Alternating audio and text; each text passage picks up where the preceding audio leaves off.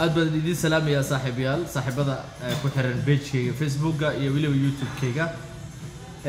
سيد عادة بمجع لي إنا مكوبة يدتك دقيقة ذها مقال كأيتا وذا لما شيء الربع إنا يديسو قد بي هالشيء والشيء أنا على يابي وآدي يجنحي حلقي محبس نفسي قبل كي بلعبتي إسرائيل iyo فلسطين mid ka mid ah dadka maxaabiista reer Falastiin ee ku jira xabsiga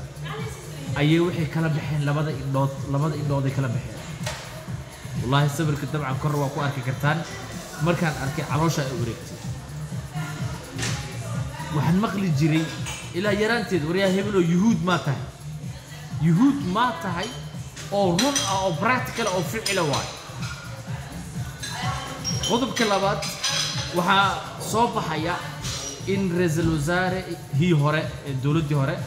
Umar Abdirashiid oo soo socdo Umar Abdirashiid waa nin shakhsiyan ani aan garanayo dooxan kula kulmay waa nin beezaani ah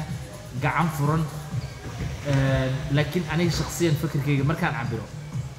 Soomaaliya maalin ilaahay keena in marba ra'iisul wasaare la tuuro in marba qof la bedelo goorma ka weynaanaysaa